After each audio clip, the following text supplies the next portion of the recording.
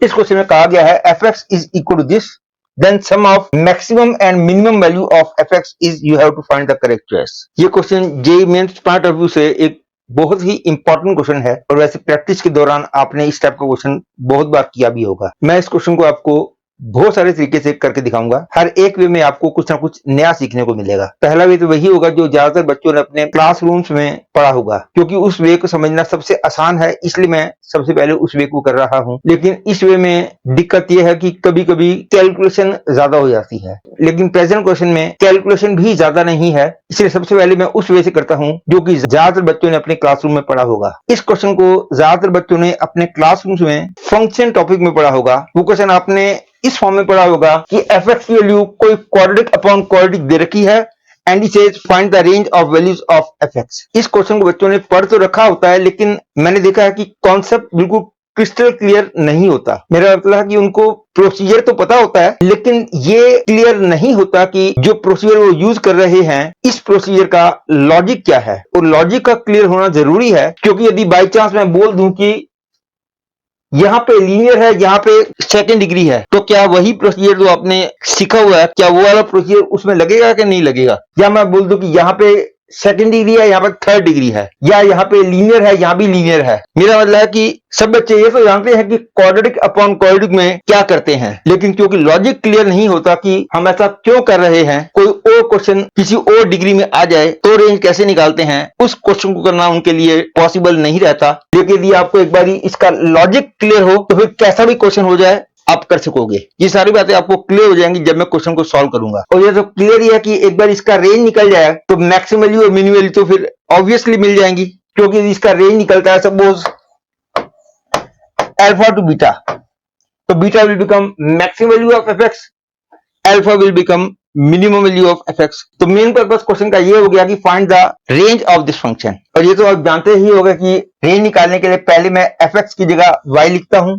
You will be getting 2x square minus 3x plus 8 upon 2x square plus 3x plus 8 and y equal to this। और जैसे कि आपने सीख भी रखा होगा कि क्वाड्रेटिक को इधर ले जाएंगे, you will be getting 2x square plus 3x plus 8 into y is equal to 2x square minus 3x plus 8, and from here I get x square into 2y minus 2 plus 3y plus 3 into x plus 8y minus 8 equal to 0।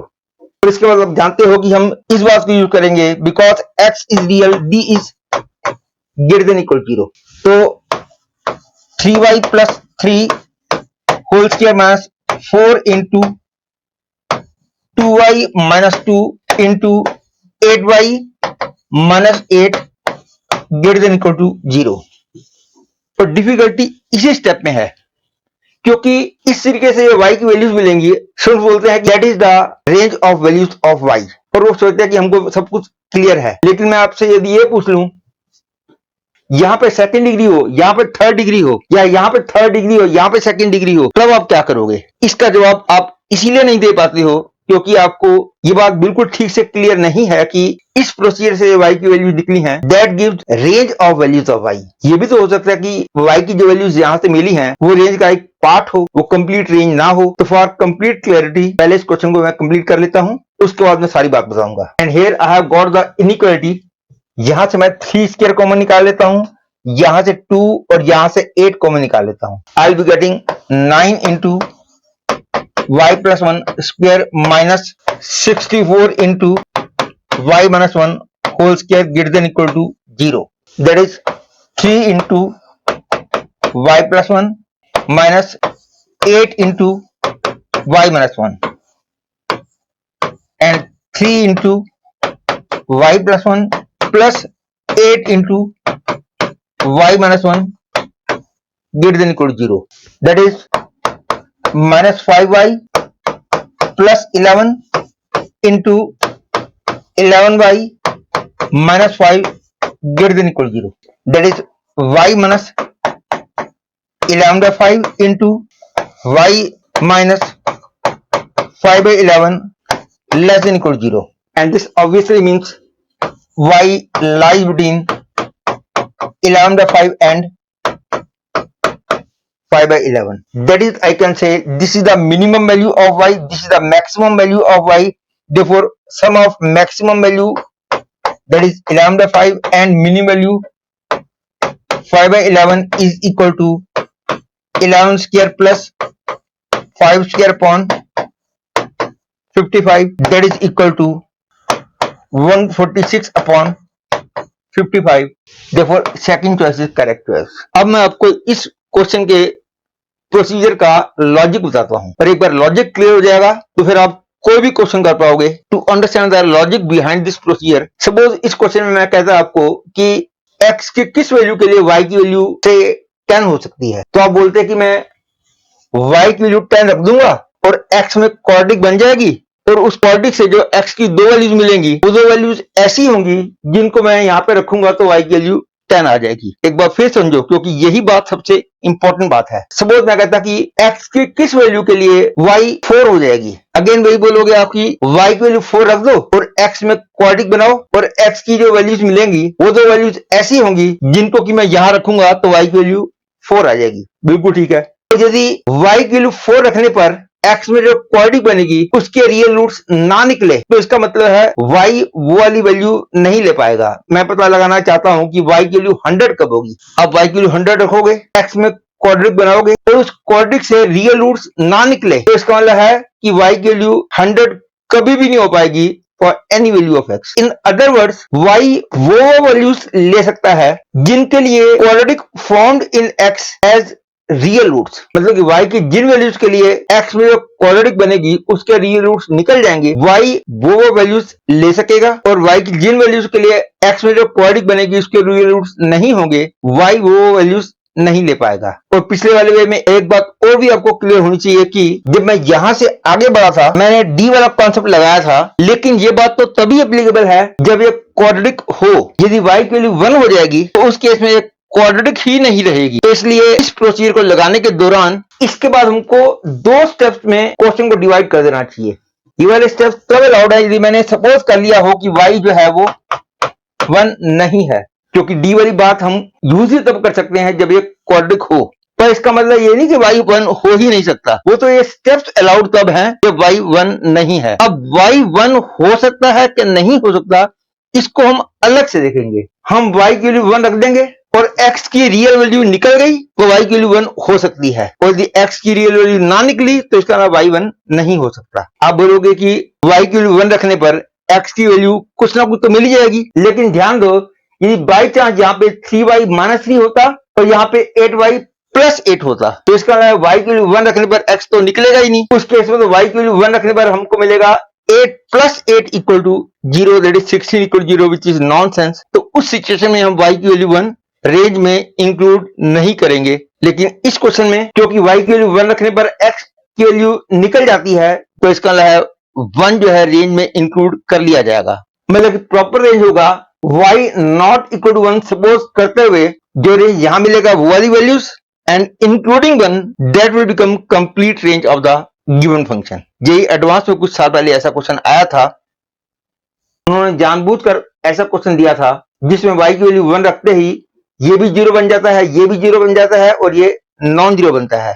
इसलिए जिन बच्चों को ये वाला concept clear नहीं था उन सबके solution गलत हो गए थे. तो पहली बात तो ये ध्यान देने वाली होती है कि जब यहां से आगे बढ़ते हो क्वेश्चन को आपको दो पार्ट में डिवाइड कर देना चाहिए. First case y not equal to 1, second case when y equal to 1. और दूसरी बात ये ध्यान देने वाली हो गई कि y वो वैल्यूज ले पाएगा y की जिन वैल्यूज के लिए quadratic formed in x has real roots. पर एक बार आपको ये लॉजिक क्लियर हो गया कि y वो वैल्यूज ले सकता है y की जिन वैल्यूज के लिए equation formed in x has real roots, set of those values give you the range of y.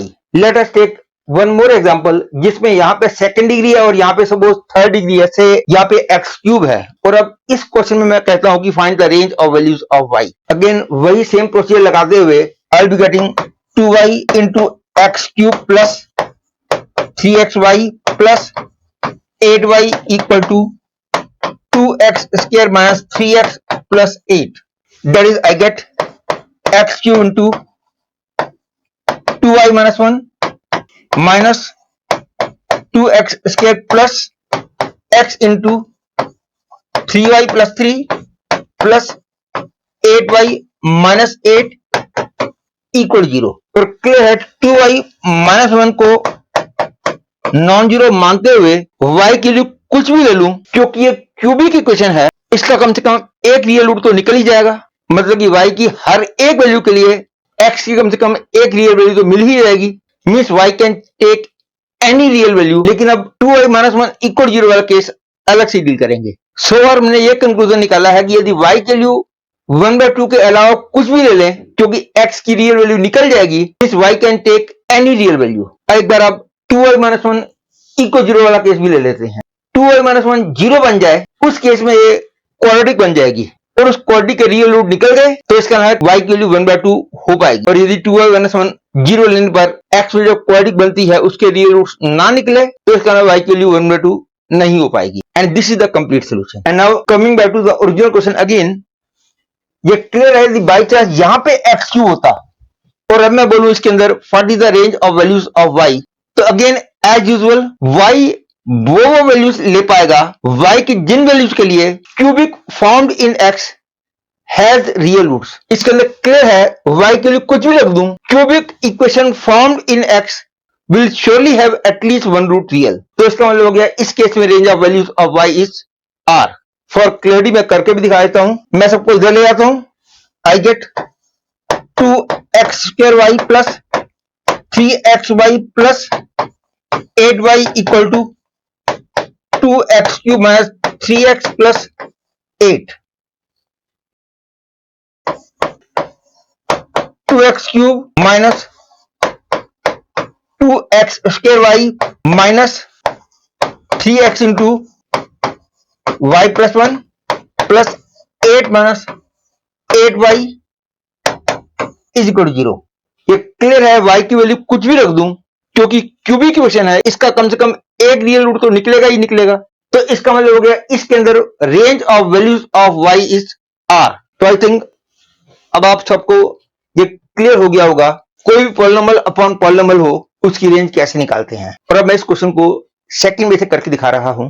Second वे में ये जो given equation y equal to 2x² minus 3x plus 8 upon 2x² plus 3x plus 8, इसको मैं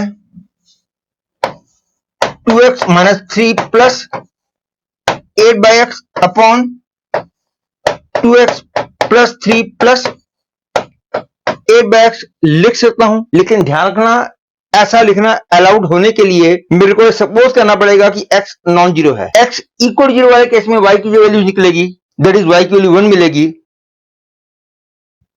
that is range का एक part ये तो हमको मिल ही चुका है, बाकी range of values of y मैं यहां से निकालूंगा। टू प्रोसीड फर्दर मैं 2x प्लस 8/x को लैम्डा बोल देता हूं। तो I get it is equal to lambda minus 3 upon lambda plus 3। और एक बार मेरे को लैम्डा की ऑल पॉसिबल वैल्यूज मिल जाए तो y की ऑल पॉसिबल वैल्यूज इजीली मिल जाएंगी। तो लैम्डा की ऑल पॉसिबल वैल्यूज निकालने के लिए there are so many methods. Here lambda is equal to 2x plus 8/x। और जहां से लैम्डा की ऑल पॉसिबल वैल्यूज निकालना बिल्कुल भी मुश्किल नहीं है। ये क्लियर है। यदि मैं x को पॉजिटिव बोलता हूं तो 2x plus 8/x is greater than equal to 2 into under root 2x into 8/x using the concept of arithmetic being greater than equal to geometric mean। ध्यान रखना am greater than equal to gm वाला concept valid होने के लिए x का positive होना जरूरी होता है। तो इसलिए मैंने x को पॉजिटिव माना है। तो I get this thing that is I gate 2x plus 8/x is greater than equal to 8। Hence, if x is positive, the value of lambda lies between 8 and infinity। अब negative values के लिए मेरे को दोबारा से करने की जरूरत नहीं है, क्योंकि क्लियरली ये एक ऑड फंक्शन है, इसलिए x की पॉजिटिव वैल्यूज के लिए ये रेंज निकली है। तो ऑब्वियसली x की नेगेटिव वैल्यूज के लिए रेंज आ जाएगी -∞ टू -8 देखो union of these two will become range of values of lambda, मतलब कि लैम्डा की वैल्यू 8 टू इंफिनिटी होगी या माइनस इंफिनिटी टू माइनस 8 होगी, डिपेंड्स अपॉन एक्स पॉजिटिव है कि नेगेटिव है। अब क्वेश्चन का मतलब ये हो गया कि y equal to lambda minus 3 upon lambda plus दे रखा है और लैम्डा की ऑल पॉसिबल वैल्यूज मेरे को पता है, तो y की ऑल पॉसिबल वैल्यूज क्या होंगी ये आपने बताना है। तो जैसे कि मैंने अभी अभी बताया था कि इस क्वेश्चन में यदि मैं आपसे बोलूं कि y की वैल्यू क्या कभी 4 हो पाएगी, तो मैं y की वैल्यू 4 रखूंगा, लैम्डा की वैल्यू निकालूंगा, लैम्डा की वैल्यू इस सेट में होगी तो इसका मतलब y की वैल्यू 4 हो सकती है। तो यदि y की वैल्यू 4 रखने पर लैम्डा की वैल्यू इस सेट के अंदर नहीं लाई करती तो इसका मतलब y की वैल्यू 4 नहीं हो सकती। दैट इज y वो वैल्यूज ले सकता है, y की जिन वैल्यूज के लिए लैम्डा की वैल्यू जो इन टर्म्स ऑफ y मिली है वो वाली वैल्यू इस इंटरवल में लाई करे। How I will do, see this equation can be written as lambda y plus 3y equal to lambda minus 3, that is lambda into y minus 1 equal to minus 3y minus 3। और उसके बाद I must do the question in two cases, y equal to 1 and y not equal to 1। लेकिन ऐसा यहाँ पे करने की मेरे को जरूरत नहीं है क्योंकि मैं पहले से जानता हूं कि y is not equal to 1, क्योंकि जब मैं यहां से यहां गया था तो मैंने सपोज किया था कि x is non zero. x non zero means y is not equal to 1। x zero वाले केस में तो y 1 मिलेगा, ये तो हम देख ही चुके हैं। ये सारे स्टेप तो अलाउड ही मेरे को तब है जब x नॉन जीरो है, that is y is not equal to 1। इसलिए अब मेरे को लैम्डा की वैल्यू जो निकली है 3 into 1 plus y upon 1 minus y, इसके आगे मैं ये बोलूंगा कि y वो वैल्यूज ले सकेगा y की जिन वैल्यूज के लिए लैम्डा की वैल्यू इस इंटरवल में लाई करती है। इसके बाद यदि मैं दो केसेस लेके चलता हूं, first case lambda greater than equal to 8, second case lambda less than equal to minus 8, वो तो बहुत लेंथी हो जाएगा। तो I will proceed in this way because I know that lambda belongs to minus 8 union 8 to infinity implies that lambda scale is greater than equal to 8 square, that is 3 into 1 plus y upon 1 minus y whole square is greater than equal to 8 square, that is 3 square into 1 plus y whole square is greater than equal to 8 square into 1 minus y whole square, that is 3 square into y plus 1 whole square is greater than equal to 8 square into y minus 1 whole square, that is I get 8 into y minus 1 minus 3 into y plus 1 and 8 into y minus 1 plus 3 into less than equal to 0, and from here I get 5y minus 11 into 11y minus 5 less than equal to 0, that is y minus 11 by 5 into y minus 5 by 11 less than equal to 0, and this means y lies between 11 by 5 and 5 by 11। ध्यान देना इसमें y equal to 1 आया है, actually मेरे को y equal to 1 को reject कर देना चाहिए क्योंकि इन सारे स्टेप्स के दौरान मैंने सपोज किया था कि y 1 नहीं है, लेकिन एक्चुअल में y 1 हो सकता है, ये हमने पहले से चेक कर लिया था। इसका मतलब y इक्वल टू 1 भी इंक्लूड कर दिया जाएगा, देखो the range is 5 by 11 to 11 by 5। यदि सपोज बाई चांस इसके बजाय y इक्वल टू दिस होता तो उस केस में यहां जब मैं आगे बढ़ा था वहां से क्लियर था कि y इक्वल टू 1 को रिजेक्ट करना होगा और उस सिचुएशन में रेंज 5 by 11 to 11 by 5 होती लेकिन 1 इंक्लूड ना होता। अदरवाइज इस स्टेप के बाद डिफरेंशिएशन भी यूज कर सकता हूं to find the range of values of y। To do this question with the help of differentiation I differentiate both sides with respect to lambda। I get dy by d lambda is equal to lambda plus 3 whole square lambda plus 3 into 1 minus lambda minus 3 into 1, that is I will get 6 upon lambda plus 3 whole square. So this is surely greater than equal to 0, means y is always an increasing function. मतलब जैसे जैसे lambda बढ़ेगा y की value बढ़ती जाएगी, और हम जानते हैं कि lambda की वैल्यू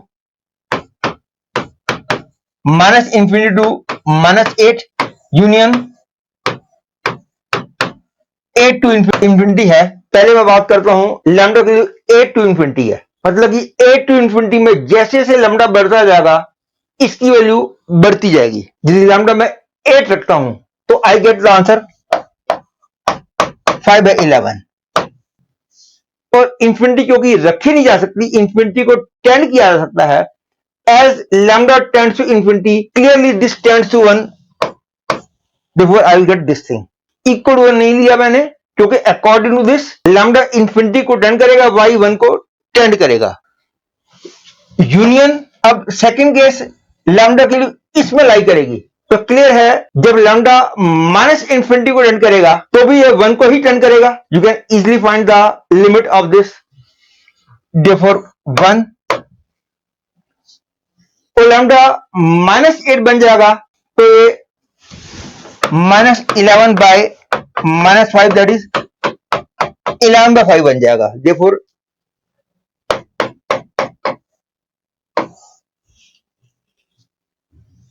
वैसे 1 इसमें नहीं आया, लेकिन y इक्वल टू 1 मैंने शुरू में बोल दिया था कि y इक्वल टू 1 पॉसिबल है, तो final range will be 5/11 to 11/5।